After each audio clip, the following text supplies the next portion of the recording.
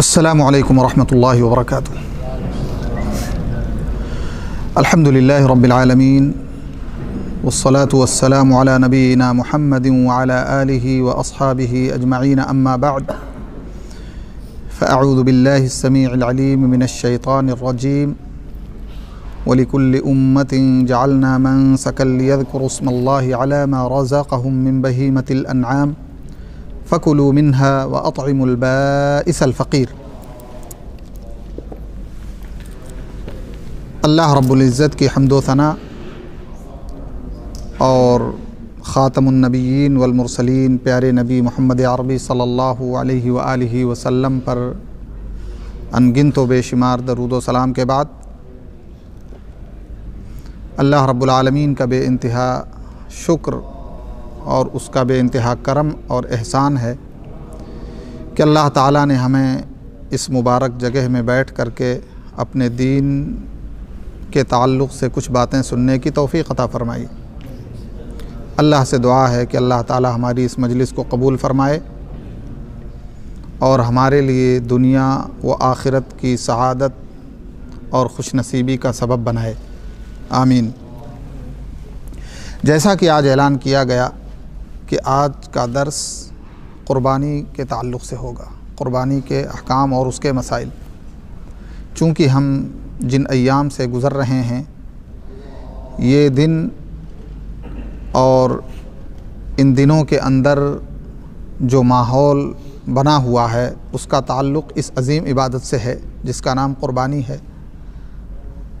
اللہ کے بندے جنہیں اللہ نے توفیق دی، وہ اللہ رب العالمین کے حکم پر لبیک کہتے ہوئے مشاعر مقدسہ مکہ، مینا، عرفات، اللہ رب العالمین کے فرض کردہ حکم حج کی ادائیگی کے لیے پہنچے ہوئے ہیں، لیکن اجر و ثواب میں شریک کرنے کے لیے اللہ رب العالمین نے انہیں بھی موقع اور چانس دیا ہے جو حج کی توفیق جن کو نہیں ہو پائی ہے، قربانی کی شکل میں، تکبیر و تحلیل کی شکل میں، اللہ کی عظمت اور اس کی بڑائی بیان کرنے کی شکل میں۔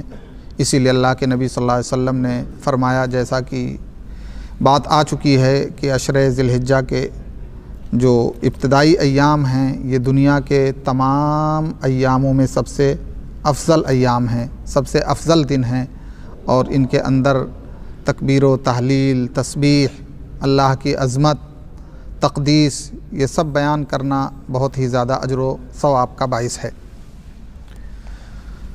قربانی، جس کو عربی میں اضحیہ بولتے ہیں، جس کی جمع یا پلورل اس کا اضاحی ہوتا ہے، اس کو اضحیہ کیوں کہا جاتا ہے؟ اگر اس پر غور کیا جائے تو وَالضُّحَىٰ وَاللَّيْلِ اِذَا سَجَىٰ، اللہ رب العالمین نے ضحیٰ کی قسم کھائی ہے۔ ضحیٰ چاشت کے وقت کو کہتے ہیں۔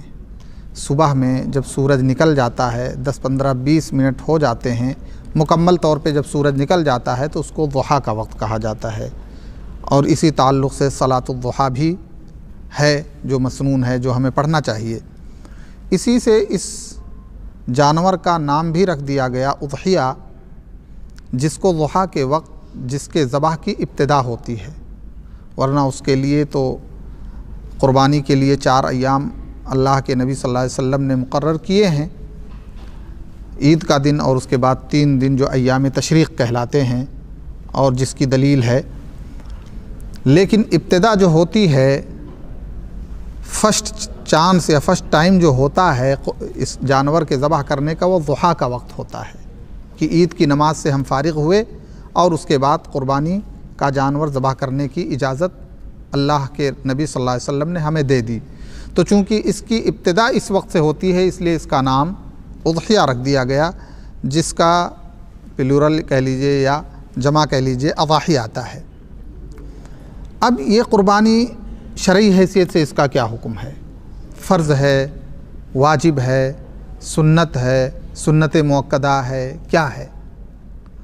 اگر اس سلسلے میں آپ قرآن میں دیکھیں تو قرآن میں اللہ رب العالمین نے سورۃ الکوثر کے اندر فرمایا کہ فَصَلِّ لِرَبِّكَ وَانْحَرْ، کہ اپنے رب کے لیے نماز ادا کریں اور قربانی کریں۔ تو اس میں حکم ہے امر کا، اور علماء لکھتے ہیں کہ اللہ کی طرف سے جب حکم کی شکل میں کوئی امر صادر ہوتا ہے تو اگر اس کو واجب اور فرض ہونے سے کوئی دوسری دلیل نہیں موڑتی ہے تو وہ فرض کا ہی حکم ہوتا ہے، اس کا اپنے اصل پہ ہوتا ہے۔ تو یہاں پر بھی ہے قربانی کیجئے، جس کا اصل معنی ابتداءً وجوب کا ہوتا ہے، فرض کا ہوتا ہے، الا یہ کہ اللہ کے نبی کا عمل ہو یا دوسری دلیلیں ہوں جس کے ذریعے یہ پتہ چلے کہ یہ چیز واجب نہیں ہے۔ جیسے مثال کے طور پہ کلوا واشربوا، اللہ رب العالمین نے فرمایا کھاؤ اور پیو، تو اب کیا کھانا پینا فرض اور واجب ہے بالکل؟ کہ مثال کے طور پہ کوئی وقت ایسا آیا کہ کسی کا دل کھانے کا نہیں ہے، ناشتہ اس نے زبردست کر لیا، دوپہر میں اس کو گنجائش نہیں ہے، تو اگر دوپہر میں نہیں کھائے گا تو گنہگار ہو جائے گا، فرض ہے؟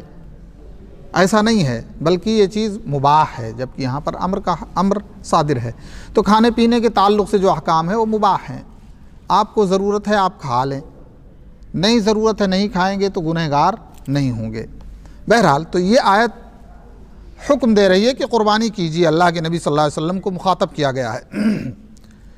حدیث میں اللہ کے نبی صلی اللہ علیہ وسلم نے فرمایا، جس کو حضرت انس رضی اللہ تعالی عنہ نے بیان فرمایا ہے، متفق علیہ روایت ہے صحیح بخاری کی، فرماتے ہیں کہ نبی اکرم صلی اللہ علیہ وسلم 2 میڈھے ہمیشہ ذبح کیا کرتے تھے، سینگ والے،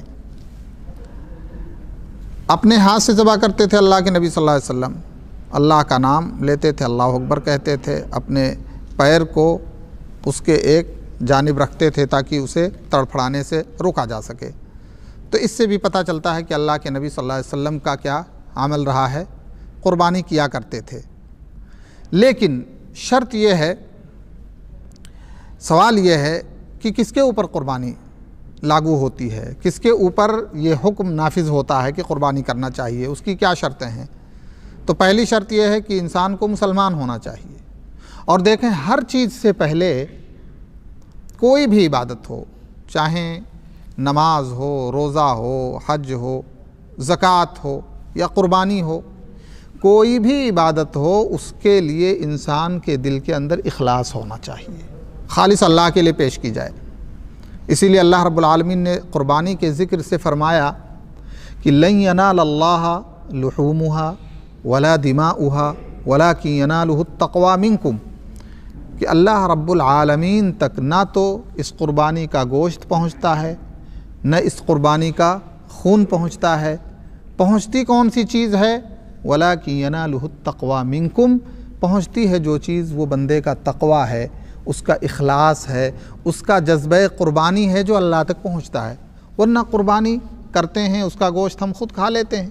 اب فرض کر لیا جائے کہ ایک آدمی نے قربانی پیش کر دی 1,00,000 روپے کی، موٹا تازہ جانور، فربا بالکل، لیکن اس کے دل میں کیا ہے؟ اس کے دل میں یہ ہے کہ میں نے اس بار جو قربانی پیش کی ہے، پورے ضلع میں ایسی قربانی کسی نے نہیں پیش کی۔ نام جتنی قیمتی قربانی میں نے پیش کی ہے، اتنی قیمتی قربانی اس سال میرے علاقے میں کسی نے نہیں پیش کی۔ اس کا اولین مقصد کیا ہے؟ شہرت، نام، ریا، نمود۔ ایسے اس انسان کی اس قربانی کا کوئی مقصد نہیں نکلتا۔ ہو سکتا ہے اسے شہرت مل جائے، لوگ گفتگو کر لیں آپس میں کہ اس سال فلاں آدمی کا جانور کیا کہنا، بڑا ہی زبردست تھا، ایسا تھا ویسا تھا۔ بہت ساری جگہوں پہ لوگ کچھ حرکتیں کرتے ہیں جن حرکتوں کی وجہ سے اپنے جانور کی قیمت بڑھا لیتے ہیں، فنکاری کرتے ہیں۔ کسی کے جانور پہ اللہ لکھا رہتا ہے، کسی کے جانور پہ کچھ اور کلمہ لکھا رہتا ہے عربی، اور اس کو یہ تصور دیا جاتا ہے کہ یہ فطری طور پہ ایسا ہے، حالانکہ وہ حرکتیں ہوتی ہیں، حرکتیں کرتے ہیں لوگ، اور اس کے بعد اس کی بولی لگتی ہے۔ اگر جانور 10,000 کا ہے تو 1,00,000 میں بکتا ہے۔ کیوں؟ اللہ اکبر لکھا ہوا ہے، لوگ مقابلہ کرتے ہیں باقاعدہ اس کو خریدنے میں، اس کے بعد جو خرید کے لے جاتا ہے پھر اس کا چرچا چلتا ہے، اس کا تذکرہ چلتا ہے۔ یہ ساری چیزیں اللہ کو مطلوب نہیں ہیں۔ ایک آدمی 1,00,000 کا جانور ذبح کر دے، اس کی نیت ریا نمود کی ہو، اور ایک آدمی 10,000 کا جانور ذبح کر دے، مخلصانہ طور پہ اخلاص اس کے جذبے کے اندر ہو، تو یہ کم قیمت جانور اس 1,00,000 یا اس سے زیادہ یا اس سے کم قیمت والے جانور پر بھاری ہوگا۔ اللہ رب العالمین نے فرمایا وَلَكِنْ يَنَالُهُ التَّقْوَى مِنْكُمْ، اخلاص جس کے اندر ہو، آج لوگ منافست کرتے ہیں، مقابلہ کرتے ہیں ایک دوسرے سے بڑھ چڑھ کے، جس کو اللہ تعالیٰ نے دیا ہے وہ 1 نہیں 2 نہیں 10 20 جانور ذبح کرتا ہے، ٹھیک ہے، اچھی بات ہے، لیکن اس کے ساتھ ساتھ اگر آپ کو ثواب کمانا ہے تو اور دوسرے اس سے اہم جو ہے مشاريع ہیں، اس سے اہم راستے ہیں.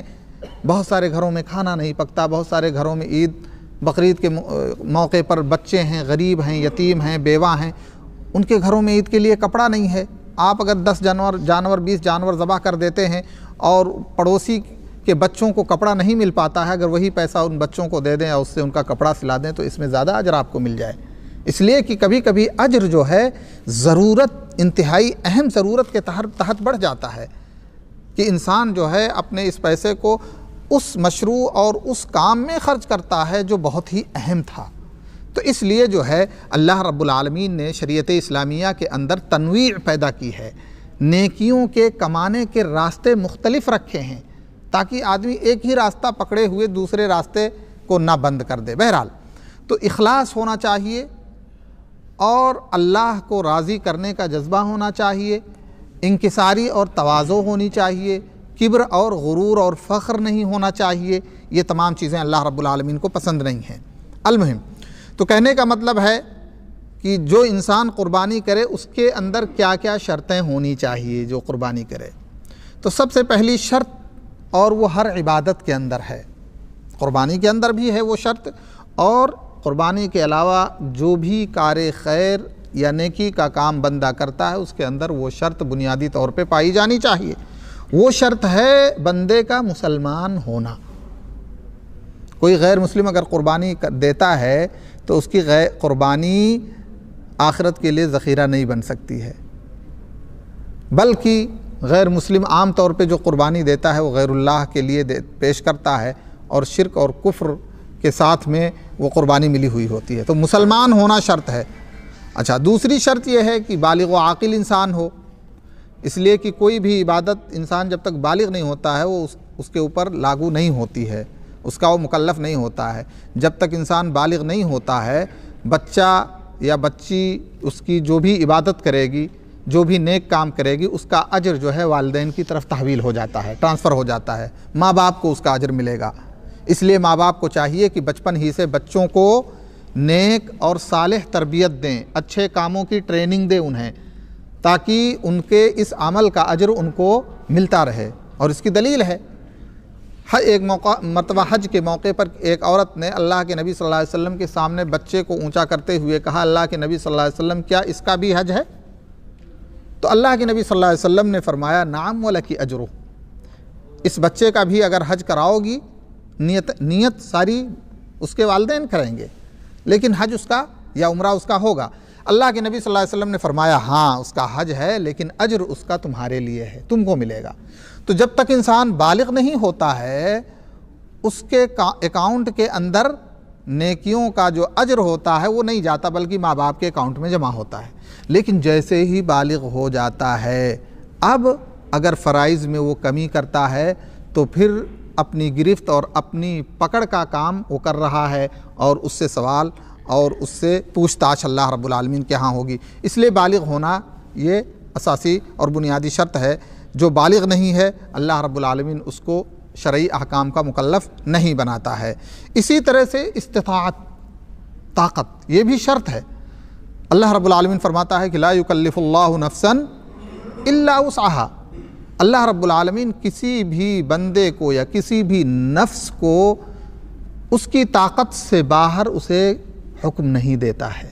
جو اس کے دائرے استطاعت میں ہے، اس کے بس میں ہے، اس کی طاقت میں ہے، اتنا ہی اللہ رب العالمین اسے مکلف کرتا ہے، اتنا ہی اسے حکم دیتا ہے. اس لیے جس آدمی کے پاس استطاعت نہیں ہے اسے بہت زیادہ پریشان بھی نہیں ہونا چاہیے اور بہت زیادہ ادھر ادھر دوڑ دھوپ بھی نہیں کرنا چاہیے. 1000 روپے ان سے پکڑ لیں، 2000 روپے ان سے پکڑ لیں اور قربانی کر لیں، دنیا کیا کہے گی.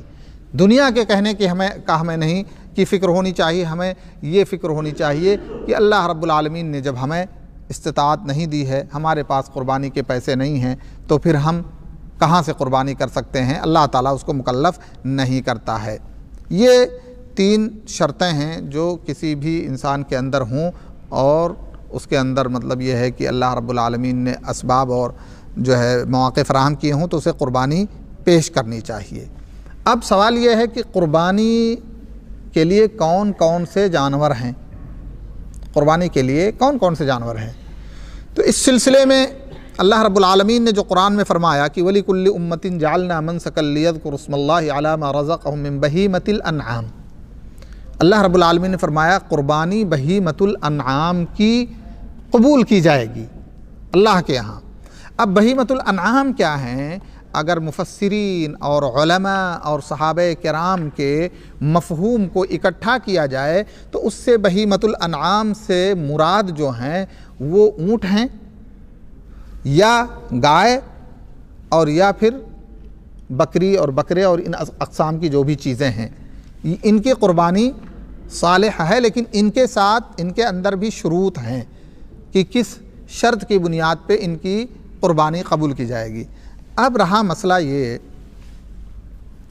کہ گائے کی قربانی یا بیل کی قربانی معاملہ کنفرم ہو گیا، اونٹ کی قربانی معاملہ کنفرم ہو گیا، بکری یا بکرے کی قربانی معاملہ کنفرم ہو گیا، بھینس یا بھینسے کی قربانی یہ بڑا اہم مسئلہ ہے نا، اپنے ملکوں کے اندر بڑی لڑائی بڑی جنگ چلتی ہے۔ کچھ لوگ کہتے ہیں جائز نہیں ہے اس لیے کہ گائے کی قربانی ثابت ہے، اونٹ کی قربانی ثابت ہے، بکرے بکریوں کی ثابت ہے، لیکن بھینس کا تو ثبوت کہیں نہیں ملتا ہے۔ حالانکہ مسئلہ آ کر کے صرف قربانی میں لوگ اٹکاتے ہیں، اصل مسئلہ جو ہے قربانی کا ہی چھیڑتے ہیں، باقی جب بھینس کا دودھ پینا ہوتا ہے تو کچھ نہیں بولتے، بھینس یا بھینسے کا گوشت کھانا ہوتا ہے تو کچھ نہیں بولتے، اسی طرح سے شادی بیاہ میں ان کا گوشت استعمال کرنا ہوتا ہے تو اتنا مسئلہ نہیں آتا، قربانی میں مسئلہ آ جاتا ہے، اور صحیح بھی ہے، ہونا چاہیے، آدمی کو تحقیق کرنی چاہیے۔ دیکھیں اس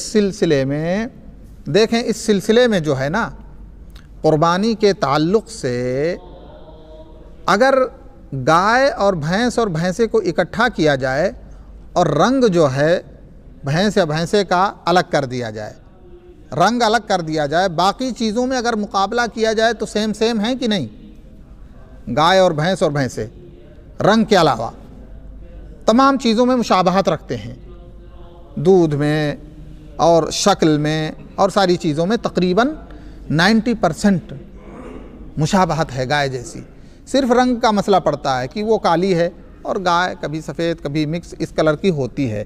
اسی لیے علماء کرام کو اگر دیکھا جائے، بڑے علماء جیسے ابن عثیمین رحمۃ اللہ علیہ، ان کے علاوہ ہندوستان میں جو ہے صاحب تحفۃ الاحوذی مولانا عبد الرحمن جو ہے المبارک پوری، جنہوں نے ترمذی شریف کی عربی میں بہت زبردست شرح لکھی ہے، عربوں میں بہت معروف ہے، انہوں نے اور دیگر علماء نے جو تحقیق کیا ہے وہ یہ کیا ہے کہ آپ اگر بہت سارے حلال جانور کو دیکھیں تو انہیں حلال اس لیے کیا گیا ہے کہ حلال جانور سے کافی حد تک وہ مشابہت رکھتے ہیں، اور اگر نام کے ساتھ ان کو جوڑا جائے تو ان کا نام دوسرا ہے، نام اگر دیکھا جائے تو نام دوسرا ہے، لیکن مشابہت بہت ہے تو حلال جنس کے ساتھ اسے ٹچ کر دیا جاتا، اور یہ شریعت کا بہت بڑا اہم مسئلہ ہے۔ اس کو میں آپ کو اس طرح سے سمجھاؤں کہ دیکھیں، شراب اسلام کے اندر حرام ہے، شراب حرام ہے یا نہیں؟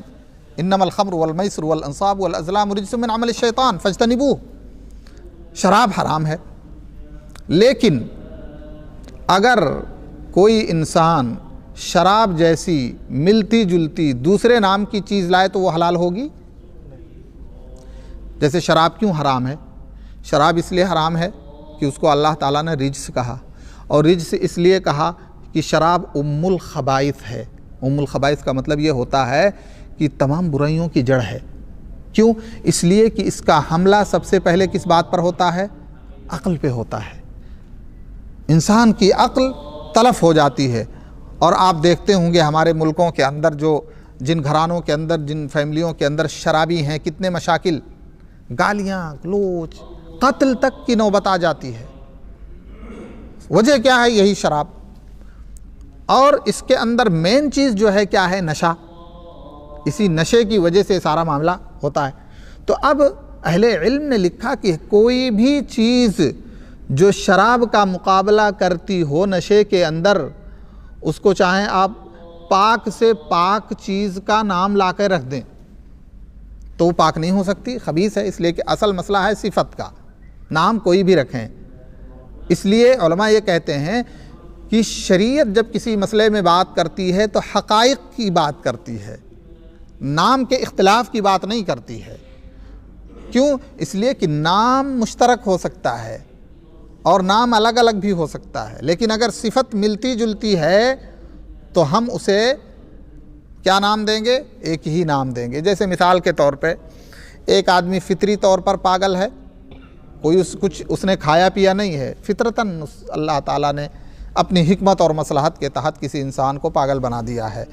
ایک آدمی شراب پی کے پاگل ہے تو پاگل دونوں کو ہی کہتے ہیں پاگل، ایسا نہیں کہتے کہ یہ تو پاگل نہیں ہے، اس نے شراب نہیں پی ہے، پاگل یہ۔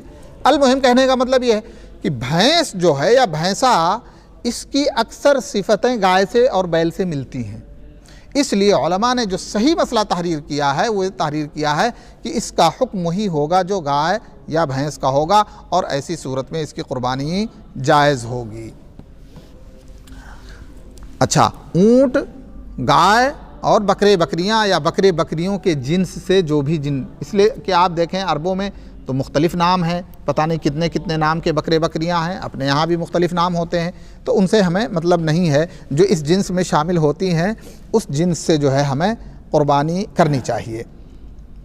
مسئلہ یہ ہے، دیکھیں اپنے یہاں معاشرے میں عورتیں بہت ناراض ہوتی ہیں، کہتے ہیں کہ ہمیشہ انہی کے نام سے ہوتا ہے، ہمارے نام سے ہوتی نہیں قربانی، اس سال ہمارے نام سے ہوگی۔ حالانکہ ایسا کوئی مسئلہ نہیں ہے، اصل مسئلہ ثواب کا ہے۔ اگر مثال کے طور پہ اللہ تعالیٰ ہمیں اتنا ثواب دے دے، فرض کر لیا جائے کہ ایک آدمی مستقل طور پہ قربانی دے رہا ہے اور ایک آدمی مستقل طور پہ قربانی نہیں دے رہا ہے اور اس کو بھی اتنا ہی ثواب مل رہا ہے، تو قربانی دے گا؟ نہیں دے گا، اس لیے کہ بغیر کیے ثواب مل رہا ہے۔ اللہ کے نبی صلی اللہ علیہ وسلم نے کیا فرمایا کہ جو ہے حضرت ایوب رضی اللہ تعالیٰ عنہ فرماتے ہیں کہ کان الرجل فی عہد رسول اللہ صلی اللہ علیہ وسلم یضحی بالشاة عنہ وعن اہل بیتہ فیأکلون ویطعمون۔ حضرت ابو ایوب رضی اللہ تعالیٰ عنہ فرماتے ہیں کہ اللہ کے نبی صلی اللہ علیہ وسلم کے زمانے میں ہم میں سے ہر شخص کیا کرتا تھا؟ اپنی طرف سے، اپنے گھر والوں کی طرف سے ایک بکری قربانی میں پیش کرتا تھا، جس کو وہ کھاتے بھی تھے اور کھلاتے بھی تھے۔ اب اپنی طرف سے ہم نے قربانی پیش کر دی، اس لیے کہ مین گارجین ہے، وہی اساس ہے، وہی بنیاد ہے۔ اس کے بعد اللہ نے اس قربانی میں گھر کے تمام افراد کو شریک اجر و ثواب بنا دیا، تو اب ٹینشن کی کیا ضرورت ہے؟ الگ سے پیسہ زائد ہے تو کسی غریب اور مسکین کی مدد کر دو، جس کے پاس کپڑا نہیں ہے کپڑے کا بندوبست کر دو، جس کے پاس کھانے کا بندوبست نہیں ان کے لیے کھانے کا بندوبست کر دو، جو ضرورت ہو وہ ضرورت پیش کر دو۔ کوئی ضروری نہیں قربانی کا اجر و ثواب تو تمہیں مل ہی رہا ہے پورا کا پورا۔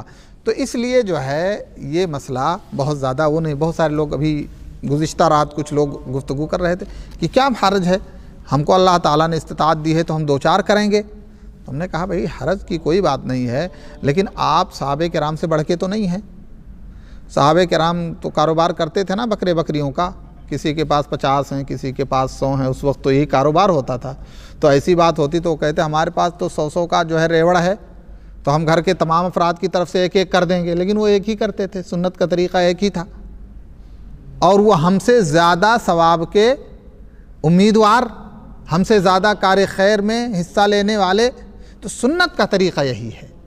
کوئی ضروری نہیں ہے کہ گھر کے جتنے بھی ممبرس ہیں سارے ممبر کی طرف سے جو ہے ایک ایک قربانی پیشی کرنا ضروری ہے، ایسا نہیں ہے۔ صحابہ کرام کے یہاں یہی چیز پائی گئی، اور اللہ کے نبی صلی اللہ علیہ وسلم جو نبی رحمت تھے، آپ نے قربانی کر دی اور اپنی امت کے طرف سے ان لوگوں کی طرف سے کر دی جو صاحب استطاعت نہ ہوں۔ تو جو صاحب استطاعت نہیں ہیں، جن کے پاس مال اور روپیہ نہیں ہے، اگر وہ قربانی نہیں کرتے ہیں تو انہیں غم نہیں کرنا چاہیے کہ ہم تو قربانی کے اجر سے محروم رہ گئے، اس لیے کہ انما الاعمال بالنیات، نیت جیسی ہوگی ویسی ہی برکت ہوگی۔ اللہ رب العالمین نے فرمایا، اللہ کے نبی صلی اللہ علیہ وسلم نے فرمایا، قرآن عظیم میں بھی اس کا ذکر ہے کہ لوگ جہاد کے اندر جاتے تھے، میدان کارزان میں لڑتے تھے، لیکن صحابہ کرام مدینے کے اندر بیٹھے ہوئے ہیں اور اجر و ثواب میں ان کے ساتھ ہیں۔ کیوں؟ اس لیے کہ کسی کو بیماری نے روک رکھا ہے، کسی کو ان کے اہل و عیال نے روک رکھا ہے، ماں باپ کا اور بیوی بچوں کی دیکھ بھال کرنے والا کوئی نہیں، کسی کو ان کی غریبی نے روک رکھا ہے، لیکن جذبہ سب کا کیا ہے کہ اگر چانس ملے تو جاؤں۔ تو اللہ رب العالمین نے اس جذبے کا احترام کرتے ہوئے مدینے میں بیٹھے بیٹھے اپنے گھروں میں رہتے ہوئے بھی اللہ رب العالمین نے ان کو جہاد کے اجر و ثواب میں شریک کیا۔ تو انما الاعمال بالنیات، اصل نیت اور اندرونی جذبے کا کیا عالم ہے اس کی طرف اللہ رب العالمین دیکھتا ہے۔ اسی لیے اللہ کے نبی صلی اللہ علیہ وسلم نے فرمایا کہ اللہ تعالیٰ تمہارے جسموں کو، تمہاری صورتوں کو نہیں دیکھتا ہے کہ تم کتنے موٹے تازے ہو، کتنے خوبصورت ہو، کالے ہو یا گورے ہو، کیسے ہو، یہ ساری چیزیں اللہ تعالیٰ کے یہاں ان کا کوئی اعتبار نہیں ہے۔ اگر اخلاص اور للہیت اس کے اندر، بندے کے اندر آ جاتی ہے تو حضرت بلال حبشی رضی اللہ تعالی عنہ کا مقام بہت اونچا ہو جاتا ہے کہ اللہ کے نبی صلی اللہ علیہ وسلم کے آگے آگے جنت میں چلتے ہیں، جبکہ رنگ کے اعتبار سے ان کو دیکھا جائے تو بلال حبشی کے ساتھ ان کو یاد کیا جاتا ہے۔ تو ایسا کچھ اعتبار نہیں ہے۔ جذبہ اخلاص کس کا کتنا، ایک مالدار آدمی ہے اور ایک ایسا آدمی ہے جو غریبی میں انتہائی آخری حد کو پہنچا ہوا ہے، حد درجہ غریب انسان ہے، لیکن وہ غریب اللہ کا مخلص بندہ ہے، اللہ کے ہاں اس کی قیمت بڑھی ہوئی ہے اس مالدار، اس خوبصورت، اجاہ و منصب والے انسان سے جو دنیا دار ہے، اللہ رب العالمین کی عبادت اور اس کے احکام کی کوئی پابندی نہیں کرتا ہے۔ تو اس لیے قربانی کا طریقہ یہ ہے کہ آپ کو استطاعت دے رکھی ہے اللہ رب العالمین نے، ایک تندرست، اچھا، بہترین قسم کا جانور حسب حیثیت خریدیں اور اس کی قربانی اس نیت سے پیش کریں کہ اللہ رب العالمین اس گھر کے گارجین کو بھی، اس گھر کے مسئول کو بھی اور اس گھر کے تمام ممبر کو بھی، فیملی ممبرز جتنے ہیں سب کو شریک ثواب بنائے۔ اس نیت سے ہمیں قربانی پیش کرنی چاہیے۔ حدیث میں آتا ہے کہ اللہ کے نبی صلی اللہ علیہ وسلم نے فرمایا کہ لا تذبحوا الا مسنہ، عمر کیا ہو جانور کی، تو حدیث میں آتا ہے کہ مسنہ ہی ذبح کرو۔ اب مسنہ جو ہے جانور کے صنف کی تقسیم کے ساتھ عمر تقسیم ہو جاتی ہے، بدل جاتی ہے۔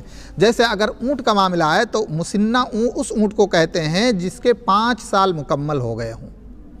اس سے پتہ کیا چلا کہ 5 سال سے کم عمر کے اونٹ کی قربانی درست اور جائز نہیں ہے۔ گائے میں جو مسنہ کا لفظ اطلاق کیا جائے گا اور فٹ ہوگا وہ یہ کہ گائے یا بیل 2 سال مکمل کر چکے ہوں۔ اب بکری یا بکرے کا مسئلہ آتا ہے تو وہ 1 سال مکمل کر چکے ہوں۔ بکرا یا بکری 1 سال مکمل ہونا چاہیے اس کا، گائے کا 2 سال مکمل ہونا چاہیے، اونٹ کا 5 سال مکمل ہونا چاہیے، کیونکہ اللہ کے نبی صلی اللہ علیہ وسلم نے فرمایا کہ لا تذبحوا الا مسنہ، کہ مسنہ ہی ذبح کرو، الا ان یعثر علیکم فتذبحوا جذعۃ من الضأن، ہاں اگر مسنہ ملنا مشکل ہو جائے، ملے ہی نہیں تو اب کیا کریں، قربانی ہی نہ پیش کریں یا کیا کریں؟ دوسرا صنف ہم کو مل رہا ہے لیکن 1 سال کا نہیں، 6 مہینے کا مل رہا ہے، تو کہہ رہے ہیں 6 مہینے کا بھی چلے گا لیکن وہ صنف خاص ہے، وہ بھیڑ کی ہے، الضأن والمسنہ من الابل ما لها 5 سنین، یہ ہو گیا۔ اب کہتے ہیں کہ الضأن ويشترط فيه الجذع وهو ما اکمل سنہ وقیل 6 اشہر، کہتے ہیں ضأن کے بارے میں اختلاف ہے جو اللہ رب العالمین نے استثناء کیا جو ہے بکری سے، کہا کہ کچھ لوگوں نے کہا نہیں اس کا بھی 1 سال ہونا چاہیے، اور کچھ لوگوں نے کہا کہ نہیں یہ 6 مہینے کا ہونا چاہیے، اس لیے کہ جو ہے اللہ کے نبی صلی اللہ علیہ وسلم کے سامنے جب پیش کیا گیا کہ ان کے پاس ایک جذع ہے، ضأن ہے، تو اللہ کے نبی صلی اللہ علیہ وسلم نے فرمایا، کیا فرمایا، ضحی بہ، اس کی قربانی کرو۔ تو اگر اس میں سے ہے تو 6 مہینے کا بھی چل سکتا ہے، لیکن اگر بکرا یا بکری ہے تو 1 سال کم سے کم بکرے کے اندر، بکری کے اندر، 2 سال گائے کے اندر، 5 سال اونٹ کے اندر یہ عمریں مکمل ہونی چاہیے، یہ بنیادی شرط ہے۔ یہ جانور جو ہم پیش کرتے ہیں انہیں عیوب سے پاک ہونا چاہیے۔ اللہ رب العالمین نے قرآن عظیم میں فرمایا وَلَا تَيَمَّمُوا الْخَبِيثَ مِنْهُ تُنْفِقُونَ وَلَسْتُمْ بِآخِذِيهِ إِلَّا أَن تُغْمِضُوا فِيهِ۔ اللہ نے ایک مثال بیان کی زکوٰۃ وغیرہ کے تعلق سے، اللہ نے فرمایا کہ دیکھو زکوٰۃ دیتے وقت ایسا مت کرنا کہ جو ہے گھٹیا قسم کا مال نکالنا، جیسے غلے میں ہے یا جانور میں ہے۔ کیوں؟ اللہ تعالیٰ نے فرمایا کہ وَلَسْتُمْ بِآخِذِيهِ، فرض یہ کر لیا جائے کہ اگر تمہارا حق بنتا ہو تو کم درجے کا لوگے، نہیں لے گا بندہ۔ اگر زکوٰۃ کسی کا حق بن رہا ہو 10,000 تو 8,000 لے گا، کسی کا حق بن رہا ہو جو ہے بہترین 2 سال کی گائے کا تندرست تو 1 سال کا بچہ لے گا، نہیں لے گا۔ تو اللہ تعالیٰ نے فرمایا اگر تم اپنے لیے پسند نہیں کرتے ہو تو اسی طرح سے اللہ کے لیے جب پیش کرو تو ایسا نہ کرو، اچھی چیز دو۔ تو اسی طرح سے جب جانور ہم قربان کرنا چاہیں، ابھی ہمیں خالی گوشت کھانا ہو اور ہمارے پاس روپے پیسوں کی فراہمی ہو تو ہم ایسا ویسا نہیں خریدیں گے۔ ہم یہ دیکھیں گے کہ ان جانوروں میں کس جانور کا اچھا گوشت ہوتا ہے اور بہترین قسم کا ہوتا ہے۔ اگر مختلف علاقوں کے جانور اکٹھا ہوں اور کسی علاقے کا جانور مشہور ہو کہ گوشت وغیرہ اس جانور کا اچھا ہوتا ہے تو تھوڑا مہنگا ہی ہو تو مہنگا خرید لیں گے۔ یہ انسان کی طبیعت ہے، الا ہے کہ کوئی بخیل ہو تو بخیل تو اس حساب سے الگ ہے۔ بخیل ہمیشہ کیا کرتا ہے؟ پیسے گن گن کے رکھتا ہے اور خود کھانے میں بھی اور دوسروں کو کھلانے میں بھی سب سے گھٹیا قسم کا کھاتا اور کھلاتا ہے خود بھی، اس لیے کہ بخیل کے دل میں محبت مال کی عجیب و غریب رہتی ہے۔ لیکن یہ باتیں تمام ہو رہی ہیں اس انسان کے لیے جو بخالت سے پاک ہے یا اس درجے بخالت نہیں ہے کہ صاحب اللہ کی پناہ۔ تو جانور کو عیوب سے پاک اور صحیح سالم ہونا چاہیے۔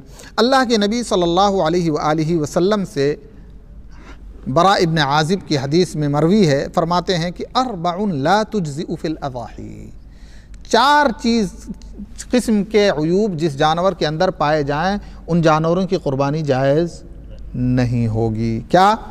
العوراء البین عورها، بھینگا جانور۔ بھینگا جانتے ہیں کس کو کہتے ہیں؟ کوئی سمجھتا ہے بھینگا اس مجلس میں؟ بتائے ذرا کوئی بھینگا کس کو کہتے ہیں؟ شاید اس کے بارے میں آیا ہے دجال کے بارے میں کہ اعور رہے گا، سیدھا نہیں دیکھے گا وہ۔ بھینگا یہ کہتے ہیں کہ سیدھا نہیں نظر آتا، بغل میں نظر آتا ہے اور کم نظر آتا ہے، ٹیڑھا نظر آتا ہے۔ تو اللہ کے نبی صلی اللہ علیہ وسلم نے کہا بھینگا جانور جو ہے جس کا بھینگا پن بالکل کلیئر ہو، کسی کا معمولی سا ہے چلتا ہے لیکن بالکل کلیئر ہو، بالکل واضح ہو تو وہ چلے گا نہیں۔ کیوں نہیں چلے گا؟ دیکھیں جو جتنے بھی عیوب کو شریعت نے قبول نہیں کیا ہے، اگر ان کے اندر اگر آپ غور کریں گے تو یہ دیکھیں گے کہ وہ تمام عیوب اس کی غذا پہ اثر انداز ہیں، اور جب اس کی غذا پہ اثر انداز ہیں تو پھر وہ کوالٹی جسم کے گوشت کی اور وہ عمدگی، وہ تندرستی نہیں رہے گی جو صحیح اور سالم جانور کے اندر ہوتی ہے۔ ایک جانور بھینگا ہے اور وہ ساتھ اپنے جو ہے ریوڑ کے ساتھ چل رہا ہے تو اس کو بغل میں نظر آئے گا، سامنے کا چارہ نظر نہیں آئے گا، تو بجائے چارے کی طرف کسی اور کی طرف چلا جائے گا، ہے کہ نہیں؟ جیسے ایک تیر ہوتا ہے نشانہ، تو اگر تیر نشانہ ٹیڑھا نہیں سیدھا نہیں ہے تو دائیں بائیں چلا جائے گا۔ تو ایک بھینگے آدمی کو صحیح نظر نہیں آتی چیزیں یا ٹیڑھی آتی ہیں، تو اس طرح سے وہ دائیں کے بائیں چلا جائے گا۔ بہرحال تو ایسا جانور جو ہے بالکل قابل قبول نہیں۔ والمریض البین مرضها، اور یا ایسا جانور ہو جو بیمار نظر آتا ہے اور واضح طور پہ بیمار، دیکھنے سے ہی بیمار نظر آ رہا ہے، چل نہیں پا رہا، تو بیمار جانور بھی قربانی میں اللہ قبول نہیں کرے گا، اس لیے کہ بیمار جانور آدمی اپنے لیے کھانے کے لیے نہیں لائے گا۔ اگر گوشت خریدنے جانا ہو اور قصائی بتا دے کہ بھائی یہ بیمار تھا اور مرنے کے قریب تھا، اس کو ہم نے کاٹ دیا ہے، اب آپ کی مرضی ہے لو تو لو، کوئی لے گا؟ تو اگر کوئی لے گا نہیں کھانے کے لیے تو اللہ کے لیے پیش کرنا اس کا جائز ہے؟ نہیں جائز ہے۔ تو یہ اپنے اوپر قیاس کرنا چاہیے۔ اچھا، اسی طرح سے العرجاء البین عرجها، لنگڑا جانور ہے جو واضح طور پہ لنگڑا رہا ہے، اب یہ کیسے اس کے غذا پہ اثر کرے گا؟ دیکھیں جانور عام طور پہ، خاص طور سے بکری ہیں یا گائیں ہیں، آپ دیکھتے ہوں گے تو یہ عموماً جہاں پر پالا جاتا ہے ان کا ایک ریوڑ چلتا ہے، ایک ساتھ چلتا ہے ریوڑ، کسی بھی طرف لے جایا جاتا ہے، گھاس کی طرف جہاں پر ان کے چرواہے ہوتے ہیں ان کے ساتھ میں، تو ان کو ہانک کے لے کے جاتے ہیں چاروں کی طرف۔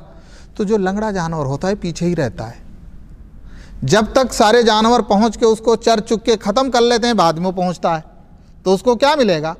بچا کھچا ملے گا نا۔ تو بچا کھچا ملے گا تو کیا ملے گا؟ تھوڑا موڑا ملے گا جس سے اس کا پیٹ نہیں بھرے گا اور ہمیشہ پیچھے ہی رہے گا، تو اس کے صحت پہ، اس کے جسم پر، اس کے گوشت پہ اثر انداز ہوگا۔ دیکھیں شریعت کی حکمت، آپ دیکھیں ایسے عیوب کا اعتبار کیا ہے جو اس کی صحت، اس کے تندرستی اور اس کے گوشت پر اثر انداز ہوتے ہیں۔ اس کے بعد والعجفا، اور وہ کمزور، بیماری بظاہر نہیں دکھائی دیتی لیکن کمزور ہے، لاغر ہے، نحیف ہے، تو وہ بھی پیچھے ہی رہے گا۔ جو تندرست جانور ہو دوڑ دوڑ کے، آپ دیکھتے ہوں جانور جب ان کو لے جائیے گھاس کی طرف کہیں تو دوڑ دوڑ کے باقاعدہ حملہ آور ہوتے ہیں گھاس کے اوپر، تو وہ دوڑ دوڑ کے جو تندرست ہوں گے، جو مضبوط ہوں گے، کمزور نہیں ہوں گے، حملہ آور ہو جائیں گے، پتہ چلا جب تک یہ پہنچا میدان صاف ہو گیا تو اسے کیا ملے گا؟ تو اس لیے کہا بھئی ایسا جانور بھی مت پیش کرو، یعنی تیز اور طرار جانور ہونا چاہیے کہ اس کے پشت پہ اگر ہاتھ رکھا جائے تو چھلانگ مار کے کھڑا ہو جائے، اتنا تندرست ہو۔ اب ایسا نہیں ہے کوئی جانور جائے جو ہے تلاشنے تو پشت پہ اس کے ہاتھ رکھے تو جب تک وہ کھڑا نہ ہو تب تک خریدے نہیں، یہ ایک مثال دی جاتی ہے بہرحال۔ تو یہ رہا اللہ کے نبی صلی اللہ علیہ وسلم نے ان عیوب کا ذکر کیا ہے۔ کہتے ہیں کہ عجفا کا مطلب یہ ہے کہ لا مخ لہا لہذا لہا، دیکھیں ہڈیاں ہیں نا، ان کے اندر گودی ہوتی ہے نا، تو یہ گودی جب تک غذا صحیح نہیں ملے گی نہیں بھرے گی، اور جب وہ بھرے گی نہیں تو کمزوری اس کے جسم کے اندر، اس کے پیر کے اندر آئے گی، تو اس طرح سے جو ہے وہ۔ اب اسی طرح سے اور دوسرے عیوب بھی اس کے ساتھ میں اس پر قیاس کیے گئے ہیں، جیسے کہتے ہیں الحتمہ التی ذہبت ثنایاہا، ایسا بوڑھا جانور ہے جس کے دانت گر گئے ہیں، تو یہاں تو انسانوں میں بوڑھوں کو لوگ نہیں پسند کرتے، تو پھر اللہ رب العالمین کے دربار میں ایسا جانور آپ پیش کریں گے جو بوڑھا ہو گیا جوانی کے مرحلے سے، اسی لیے عمر کی تحدید کی گئی ہے۔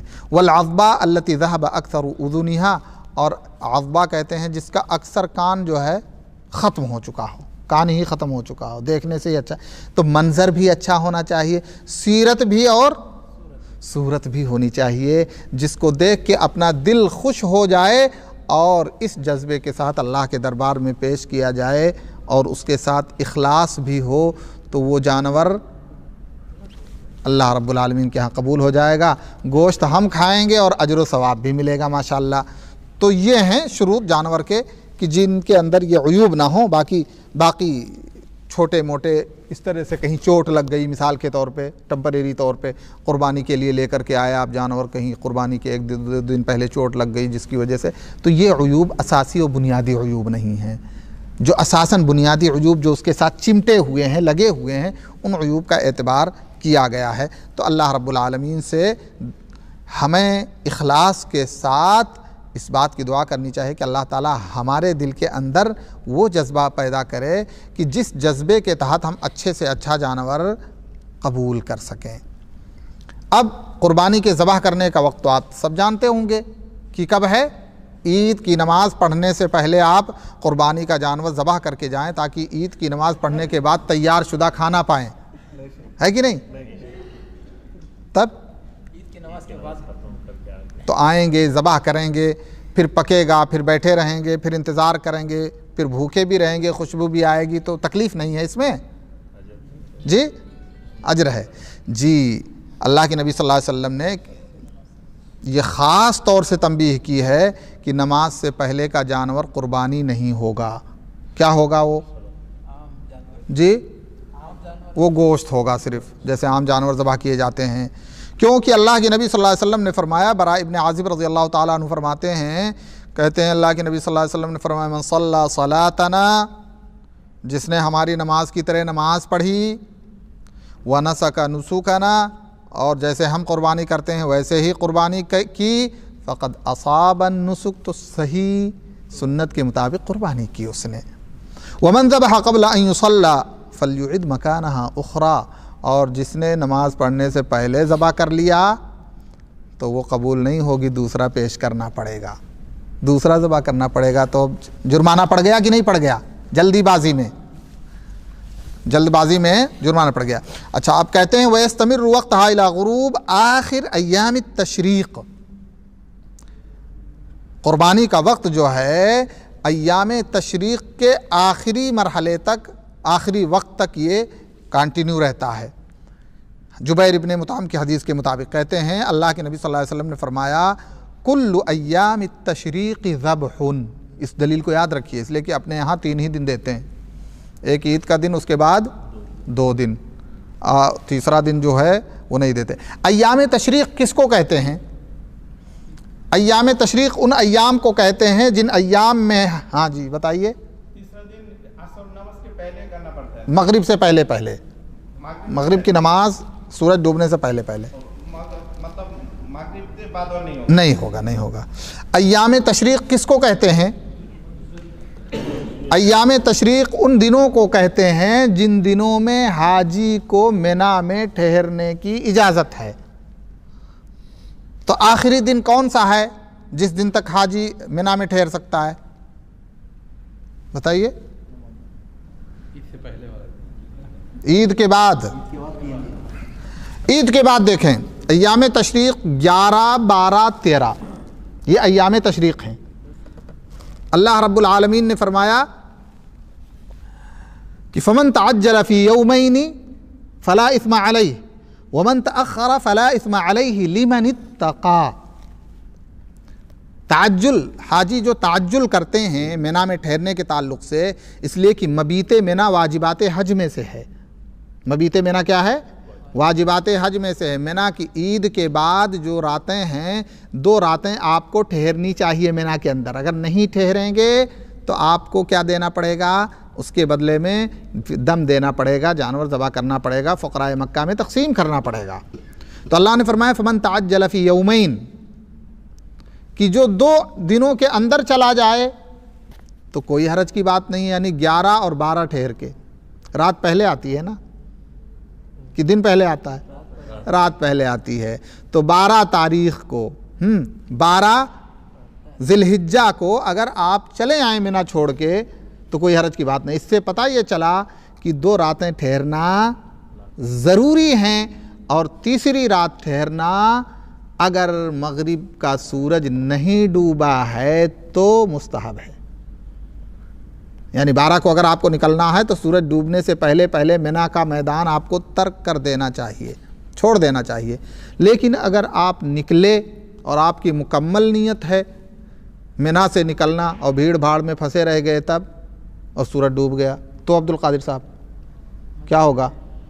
جی ہاں، تو مجبوری ہے یہ کہ بندہ بے بس ہو گیا، نکلا تو عصر کے بعد ہی بس پہ بیٹھ گیا، لیکن بھیڑ نے کچھ ایسا اس کو ستایا کہ میدان نہ چھوٹا اور وہیں پھنس گیا، تو وہ ایسا انسان اس کے اوپر واجب نہیں۔ لیکن جو انسان طبعی طور پہ ٹھہرا رہا، سورج ڈوب گیا، تو اب 13ویں رات بھی گزارنا ضروری ہو جائے گی، اور رات گزارنے کے بعد پھر 13 تاریخ کو وہ کنکری مار کے پھر نکل سکے گا ظہر کے بعد، زوال کے بعد۔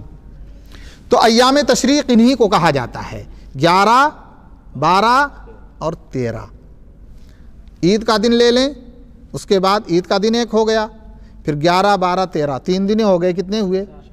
4 دن ہو گئے۔ اللہ کے نبی صلی اللہ علیہ وسلم فرماتے ہیں کل ایام التشریق ذبح، ایام تشریق سارے کے سارے ذبح کے دن ہیں۔ جی 4 دن ہو گئے، یہی صحیح طریقہ ہے۔ لیکن کہتے ہیں کہ اگر استطاعت ہے، میسر ہے، سہولت ہے تو عید کے بعد ذبح کیا جائے تو یہ زیادہ اچھا ہے۔ اللہ کے نبی صلی اللہ علیہ وسلم سے وارد ہے، آپ نے فرمایا اول ما نبدأ به یومنا ھذا نصلی، کہ اس دن ہم سب سے پہلا کام جو کریں گے وہ کیا کریں گے؟ نماز پڑھیں گے۔ ثم نرجع فننحر، اس کے بعد واپس ہوں گے اور نحر کریں گے۔ نحر کا کیا مطلب ہے؟ نحر کا مطلب کیا ہے؟ اونٹ کی قربانی۔ نحر اصل میں بولتے ہیں دھاردار چیز کو یہاں پر مارنے کو۔ اونٹ کو آپ نے دیکھا ہوگا، اونٹ کے ذبح کا طریقہ عام جانوروں کے ذبح سے الگ ہے، اس لیے کہ اتنا بڑا جانور ہے کہ اس حساب سے آپ ذبح کرنے جائیں گے تو شاید خود ہی ذبح ہو جائیں۔ ویسے ہی اگر اس کو باندھ نہ دیا جائے، جب نحر کرتے ہیں تو ایسا اچھال اور کود مارتا ہے کہ آس پاس ہوں تو شاید آپ بھی چل بسیں، تو اس لیے اونٹ کو نحر کیا جاتا ہے۔ ایک پیر آگے کا باندھ دیتے ہیں، آگے کا ایک پیر باندھ دیتے ہیں، اس کے بعد جو ہے یہاں پر تیز دھار سے بھونک دیتے ہیں، جہاں سے فوارے کی شکل میں خون بہنا شروع ہو جاتا ہے اور تھوڑی ہی دیر کے اندر بائیں کروٹ وہ جانور گر جاتا ہے، اس کے بعد ساری کارروائی ہوتی ہے۔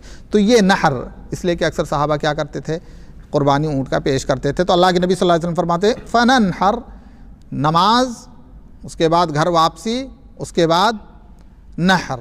تو اللہ کے نبی صلی اللہ علیہ وسلم فرماتے فمن فعل ذلك فقد اصاب سنتنا، جس نے ایسا کیا اس نے ہماری سنت کو پا لیا، ومن ذبح قبل ذلك، اور جس نے اس سے پہلے ذبح کیا فانما هو لحم قدمه لآله، تو وہ صرف گوشت ہے جو اس نے اپنے اہل و عیال کے لیے پیش کیا ہے، لیس من النسک فی شیء، یہ قربانی نہیں ہوگی، قربانی ہے ہی نہیں۔ آخری مسئلہ یہ ہے کہ قربانی ہو گئی، اب کیا کیا جائے؟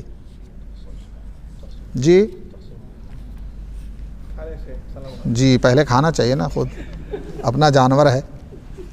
قربانی ہو جائے تو اپنے یہاں خاص طور سے جو جلدی پکتا ہے اس کو نکال کے جلدی گھر میں بھیج دیتے ہیں، وہ کیا کلیجی وغیرہ، اس میں ٹائم نہیں لگتا نا، تو کہتے ہیں یہ کام ہو جائے، جب تک بوٹیاں وغیرہ بن کے تیار ہوتی ہیں تب تک تازہ تازہ روٹی یا جہاں پر چاول کھاتے ہیں آ جاتا ہے اور بڑی خوشی ہوتی ہے۔ دیکھیں عام پورے سال آپ گوشت کھاتے ہیں، اس کو آپ دیکھ لیں اور قربانی کے دن کے گوشت کو آپ دیکھ لیں کھاتے ہیں تو کیسا لگتا ہے؟ کیوں؟ اس لیے کہ وہ کھانا بھی نیت کے حساب سے عبادت بن سکتا ہے، لیکن یہ ڈائریکٹلی ایک عبادت ہے، اور عبادت کی شکل میں اللہ رب العالمین نے یہ نعمت ہمیں دی ہے کھانے پینے کے لیے، تو اس کا ٹیسٹ، اس کا جذبہ ہی ایک الگ ہوتا ہے جس کو الفاظ میں تعبیر نہیں کیا جا سکتا ہے۔ تو جانور ذبح کرنے کے بعد اللہ تعالیٰ نے کیا فرمایا؟ فَكُلُوا مِنْهَا، کھاؤ اس میں سے، اس کے بعد کہا وَأَطْعِمُوا الْبَائِسَ الْفَقِيرَ، کھاؤ اور اس کے بعد کھلاؤ بھی، تو اس لیے خود کھاؤ اور دوسروں کو کھلاؤ۔ البائس الفقیر، دیکھیں البائس الفقیر کا ذکر کیا ہے اس لیے کہ بیچارے غریب ہی، انہی کا کوئی خیال نہیں کرتا ہے، انہی کی طرف کوئی توجہ نہیں دیتا ہے، اس لیے دوست احباب جو سال بھر کھاتے پیتے رہے ہیں ان تک بھیجنے سے پہلے ان کو بھیجنا چاہے، غریبوں کو، فقیروں کو، مسکینوں کو، محتاجوں کو۔ اب بعض روایات میں آتا ہے کہ اس گوشت کا برابر 3 حصہ بنایا جائے، یہ روایت صحیح نہیں ہے، مضبوط نہیں ہے، اس لیے کہ بعض روایتوں میں جو اس سے صحیح روایتیں ہیں اس میں یہ ہے کہ اللہ کے نبی صلی اللہ علیہ وسلم نے فرمایا کنت نہیتکم عن ادخار لحوم الاضاحی، پہلے میں نے تمہیں گوشت کو اسٹور کرنے سے منع کر دیا تھا، فوق 3، یعنی 3 دن سے زیادہ آپ اسٹور نہیں کر سکتے ہیں، فامسکوا ما بدا لکم، اب اللہ تعالیٰ نے خوشحالی دے دی، اصل میں پہلے غریبی تھی، کم ہی لوگ قربانی کرتے تھے، تو یہ تھا کہ جو ہے کھاؤ اور زیادہ سے زیادہ لوگوں تک پہنچاؤ تاکہ سب لوگ اس جو ہے نعمت میں، اس خوشی میں شریک ہو سکیں۔ تو اب الحمدللہ حالات بہتر ہو گئے ہیں، اچھے ہو گئے ہیں، فامسکوا ما بدا لکم، جو ہو سکے تم روک لو اور جو ہو سکے تم دے دو۔ تو اگر مصلحت کا تقاضا یہ ہے کہ صاحب ہم پورا ہی گوشت پکا کر کے، اور اللہ نے ہمیں حیثیت دی ہے اس لیے کہ بہت سارے غریب ہیں ان کے ہاں گوشت تو بھیج دیجئے، تو گوشت پکائیں کیسے؟ ایسی حالت ہوتی ہے کہ اس کے لیے مسالہ نہیں اکٹھا کر سکتے ہیں، تو اگر ایسے بھی غریب ہیں ہمارے معاشرے سوسائٹی میں تو اگر گوشت دیں اور اس کے ساتھ مسالہ بھی بھیج دیں تو اور اچھا ہے، اور نہیں تو گھر پکوائیں اچھے ڈھنگ سے، اچھے انداز سے، اور سب کو بلا کر کے کھلائیں، اس لیے کہ حدیث میں آتا ہے کہ کھاؤ بھی اور کھلاؤ بھی۔ تو کھلانا 2 قسم کا ہو سکتا ہے، پکا کے بھی کھلانا اور گوشت بھیج کر کے بھی کھلانا، تو جو سہولت ہو اس حساب سے ہمیں کرنا چاہیے، اور اس طرح سے اس خوشی کے اندر اپنے پورے مسلم معاشرے کو شریک خوشی بنانا چاہیے، ملنا چاہیے، جلنا چاہیے، جانا چاہیے، بلانا چاہیے، تاکہ غریب یہ محسوس نہ کر سکے کہ ہم اس اسلامی اور مسلم معاشرے کے اندر ایک الگ ہی مخلوق ہیں جن کو یہ